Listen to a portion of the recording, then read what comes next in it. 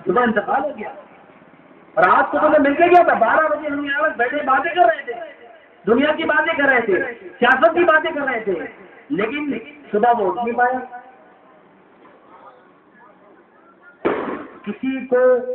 किसी को अपनी जिंदगी का कुछ पता नहीं है। तो यकीनन कहना अल्लाह की बारगाह में तौबा कर ली जाए और अल्लाह तबारक व तआला से रुजू कर लिया जाए। ए मालिक व मौला, हम तेरे बंदे हैं, गुनाहगार हैं, बदकार हैं, लेकिन तेरी बारगाह में दुआ कर रहे हैं, मौला हमारी दुआ को कबूल कर। और जब बंदा तौबा कर लेता है, अल्लाह की बारगाह में तौबा कर लेता है, तौबा करता है, रुजू कर लेता है, जब वो रुजू करता है तो उसे फायदा क्या होता है? मैंने बताया ना, रुजू करने से फायदा तो ये होता है उसके गुनाह मिट जाते हैं, अल्लाह उसे रहमत ज़्यादा फरमाता है, अल्लाह उसको अपना महबूब बना लेता है। और जो पक्की और सच्ची तौबा करता है वो अल्लाह तबारक व तआला की बारगाह में मकबूल बंदा बन जाता है। और हदीस बारगाह में आता है, हुज़ूर करीम सल्लल्लाहु अलैहि वसल्लम ने इरशाद फरमाया, हम और आप का अक़ीदा है, तमाम अहले सुन्नत वल जमात का अक़ीदा ये है कि नबी मासूम होता है। नबी क्या होता है? मासूम होता है। वो कोई खता नहीं करता, वो कोई गुनाह नहीं करता, न नबूवत के ऐलान से पहले न नबूवत के ऐलान के बाद। याद रखिएगा, नबी ना कोई बचपन में कोई गुनाह करता है, न जवानी में कोई गुनाह करता है, न लड़कपन में गुनाह करता है, न बुढ़ापे में कोई गुनाह करता है। नबी तमाम अंबिया किराम मासूम है, वो कोई गुनाह नहीं करते। नबी करीम सल्लल्लाहु अलैहि वसल्लम ने कोई गुनाह नहीं किया, लेकिन हदीस मुबारका में, बुखारी शरीफ की हदीस मुबारका है और दूसरी किताबों में भी हदीस मौजूद है, हुजूर सल्लल्लाहु अलैहि वसल्लम ने फरमाया कि मैं अल्लाह की बारगाह में 70 से ज़ायद दिन में, एक दिन के अंदर 70 से ज़ायद तौबा और इस्तिग़फ़ार करता हूँ। अल्लाह की बारगाह में एक दिन में 70 से ज़ायद तौबा और इस्तिग़फ़ार करता हूँ, जबकि नबी को कोई गुनाह नहीं।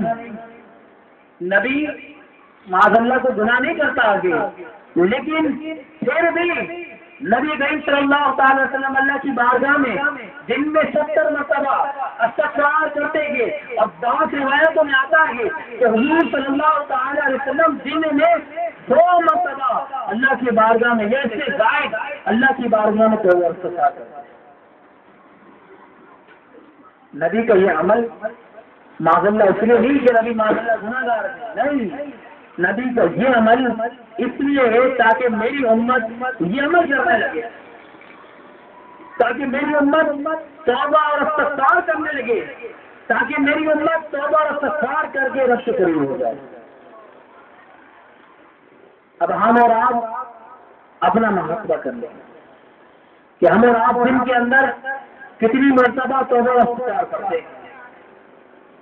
तौबा और इस्तिग़फ़ार करना तो दूर की बात, हम ये सोच लें और अपने गिरबानों में झांक कर देखें कि हम दिन में कितनी मरतबा नमाज पढ़ते हैं, हम कितनी मरतबा दिन में नमाज पढ़ते हैं, हमें ये भी नहीं मालूम। 3 नमाजें पढ़ें, 2 नमाजें पढ़ें, कभी कभार पूरा दिन बेनमाजी में गुजर गया। कितने लोग ऐसे होंगे कि जिन पर कज़ाए उम्री मौजूद होगी, लेकिन सिर्फ और सिर्फ जागने वाली रात को वही सोचते हैं कि हमने बहुत बड़ी इबादत कर ली है, अब हमें कोई नमाज पढ़ने की जरूरत नहीं है। अब एक साहब परसों की बात है, वो मुझसे ये पूछने लगे कि हजरत वो सलात तस्बीह की नमाज कब? मैंने पूछा हजरत आपने ईशा की नमाज पढ़ी है?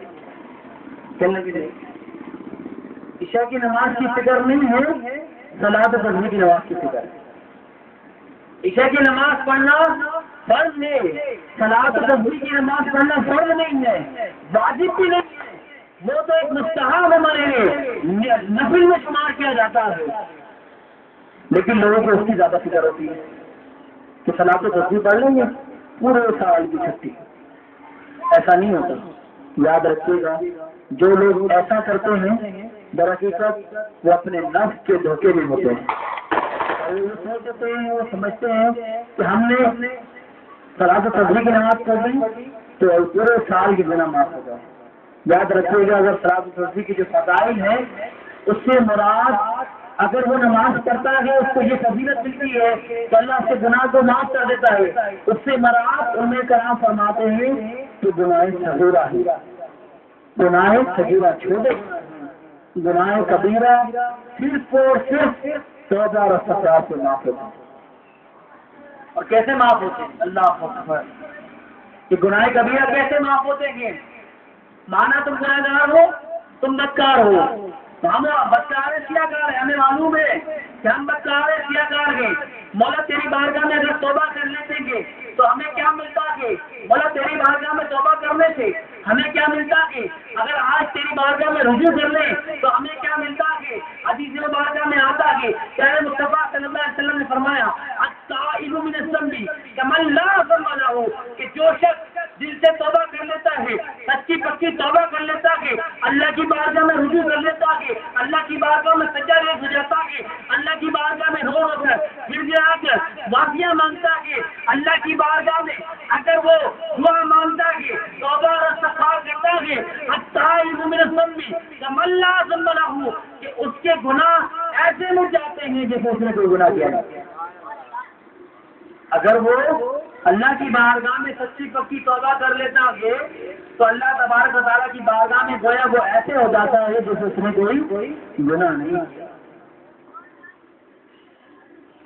और जब अल्लाह की बारगाह में आपने सच्ची पक्की, और मैंने शराइत आपको बयान कर दी है, सबसे पहली शर्त भी बयान करती है और तीसरी शर्त भी बयान करती है कि नदामत होना चाहिए और उस गुनाह को छोड़ देना चाहिए और मुस्तकबिल में भी उस गुनाह को ना करने का इरादा करना है।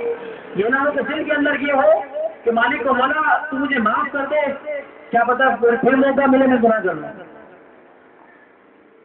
आपके ज़हन और गुमान से सब चीजें निकल जाना चाहिए और फिर पक्का इरादा हो जाना चाहिए, इतना पक्का इरादा कि अगर वो गुनाह की तरफ कोई भी चीज माइल करे, अगर उस गुनाह की तरफ कोई बंदा भी माइल करे, अगर उस गुनाह की तरफ कोई दोस्त भी माइल करे तो उस गुनाह से दूर भागे। जैसे मिसाल के तौर पर हम दोस्त यारों के साथ बैठते हैं, कुछ दोस्त ऐसे होते हैं जो गुटखा खाते, मैनपुरी खाते, हम उनके साथ बैठते हैं। बैठने की वजह से क्या होता है? सोहबत का असर जरूर होता है, याद रखिएगा। अगर आप अच्छे लोगों की सोहबत में बैठेंगे तो आप अच्छे कहलाएंगे, अच्छे बनने की कोशिश करेंगे, लेकिन आप बुरे लोगों की सोहबत में बैठेंगे तो बुरे इंसान कहलाएंगे और बुरे बन जाएंगे। अब अगर आप कोई ऐसे बंदे के साथ बैठते हैं जो आपका दोस्त सिगरेट पीता है या गुटखा खाता है या मैनपुरी खाता है या कुछ भी चीज खाता है, गलत चीज खाता है, तो यकीनन एक दिन ऐसा आएगा कि आपका दिल कहेगा यार मैं एक दिन चक्कर तो देखूं। वो आपको मजा आपकी जुबान पे लग जाएगा। अब जब वो मजा आपकी जुबान पे लग जाएगा तो आप उस चीज को नहीं छोड़ेंगे। लेकिन अगर आप बुरे लोगों की सोहबत से दूर उठेंगे, बुरे लोगों की सोहबत को छोड़ेंगे तो आहिस्ता आहिस्ता आपकी वो चीज जो खाने की चीज है, जो चीज आप वो खा रहे हैं, वो खाने की चीज भी आपसे दूर होती जाएगी। इसलिए उलमा कराम फरमाते हैं कि ये या तो वली की सोहबत में बैठा करो या उलमा कराम की सोहबत में बैठा करो।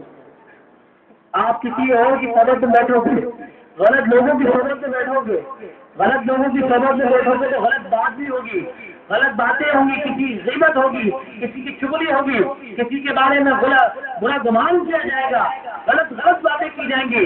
लेकिन जब तुम अल्लाह के वलियों के पास बैठोगे, जब तुम अल्लाह के वलियों के साथ बैठोगे या उलमा किराम के साथ बैठोगे तो आप अगर के वहां बैठे रहें, बात ना करें, कोई काम ना करें, सिर्फ बैठ कर उनकी बातें सुने, तो हदीस मुबारका में आते आलिम को देखना भी सवाब है।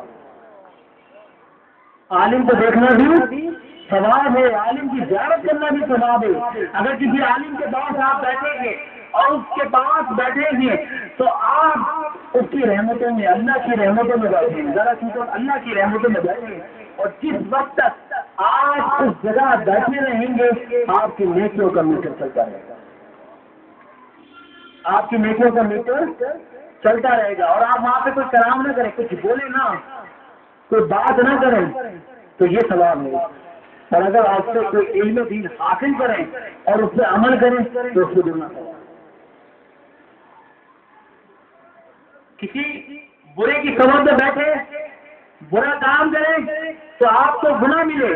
अगर आप किसी आलिम की सोबत में बैठे, नेक शख्स की सोबत में बैठे, वलियों की सोबत में बैठे तो आपको सवाब मिलता है। आपको क्या मिलता है? सवाब मिलता है और तौबा और इस्तिग़फ़ार का मौका मिल जाता है। और यकीनन जो लोग अल्लाह की बारगाह में तौबा करते हैं, हदीस के बारगाह में आता है चाहे तुम्हारे गुनाह कितने बड़े क्यों ना हो, याद रखिएगा, कितने बड़े क्यों ना हो, तुम्हारे गुनाह कितने बड़े क्यों ना हो, चाहे कोई से बड़ा गुनाह कर लिया है, लेकिन अल्लाह तबारक व तआला की बारगाह में तौबा और इस्तिग़फ़ार किया जाए, तौबा और इस्तिग़फ़ार किया जाए तो अल्लाह तबारक व तआला की तौबा और इस्तिग़फ़ार को कबूल करवा देता है। हज़रत इब्न अब्बास से किसी ने पूछा, हज़रत ये बताएं कि तौबा का दरवाजा कब तक खुला के? तो उन्होंने अपना चेहरा मुबारक को मोड़ लिया और बड़े रो रहे, गिड़गिड़ा रहे हैं, आंसू टपक रहे हैं आंखों से। पूछने वाले ने दोबारा पूछा, हज़रत मैंने आपसे ये पूछा कि तौबा का दरवाजा कब तक खुला गे? वो फरमाते हैं, हज़रत इब्न अब्बास फरमाते हैं कि जन्नत के 8 दरवाजे हैं, वो खुलते और बंद होते हैं, कभी खुलते हैं कभी बंद होते हैं, कभी खुलते हैं कभी बंद होते हैं, लेकिन तौबा का वो वाहिद दरवाजा है जो कभी बंद नहीं होता, कभी बंद नहीं होता। याद रखिएगा, तौबा का कभी दरवाजा बंद नहीं होता।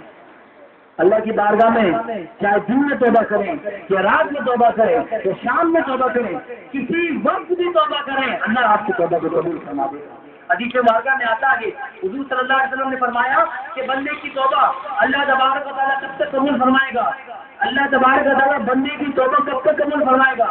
हुजूर ने फरमाया अल्लाह तबारक व तआला बंदे की तौबा जब तक सूरज मगरिब से नहीं निकलेगा जब तक तौबा कबूल फरमाएगा। अब सूरज मगरिब से कब निकलेगा? सूरज मगरिब से जब निकलेगा जब क़यामत का मंजर हो, यानी साफ क़यामत तक अल्लाह तबारक व तआला मोमिनीन की तौबा को कबूल फरमाने वाला है। और हदीस बारगाह में आता है हुजूर सल्लल्लाहु अलैहि वसल्लम ने फरमाया कि जब तक किसी की जान हलकूम तक न पहुंच जाए, जब तक अल्लाह तबारक व तआला उसकी तौबा कबूल फरमाए। तो अल्लाह की बारगाह में अगर हम तौबा करते हैं और तौबा तो नसूहा करते हैं तो अल्लाह तबारक व तआला हमें इनाम अता फरमाता है। हदीस मुबारका में आता है बनी इस्राइल में एक शख्स था जिसने 99 कत्ल किए, 99 कत्ल करने के बाद उसके जहन में कोई आया, कुछ बात आई कि यार अब मैं अल्लाह की बारगाह में तौबा कर लेता हूँ, अल्लाह से रजू कायम कर लेता हूँ, चलो अल्लाह की बारगाह में तौबा करने के लिए किसी बंदे को ढूंढता हूँ कि किसी तरह वो रास्ता बताए कि अल्लाह तबारक व तआला की बारगाह में तौबा किस तरह की जाए। अब वो बंदा किसी राहिब के पास गया, किसी आबिद के पास चला गया, किसी आलिम के पास नहीं, किसी आबिद के पास चला गया। अब जैसे वो आबिद के पास गया, उसने कहा मैंने 99 कत्ल किए हैं। तो उस बंदे ने कहा कि तुमने 99 कत्ल किए तो अब क्या चाहते हो? उसने कहा मैं चाहता हूँ कि अल्लाह तबारक व तआला मेरी तौबा को कबूल फरमा दे। अब तुम मुझे कोई रास्ता बताओ कि अल्लाह तबारक व तआला मेरी तौबा को कबूल फरमा ले। अब उस शख्स ने, राहिब ने, आबिद ने क्या कहा, अबे बंदे ये तो बता ये कैसे मुमकिन है कि तूने 99 कत्ल किए, अल्लाह की बारगाह में तेरी तौबा कैसे मुमकिन हो सकती है? उसे बड़ा जोश आया, उसने गुस्सा किया और गुस्सा करने के बाद 100 कत्ल कर दिया। कितने कत्ल कर दिए? तो पूरे 100 सेंचुरी मार दी उसने, तो बंदा को कत्ल कर दिया। अब जब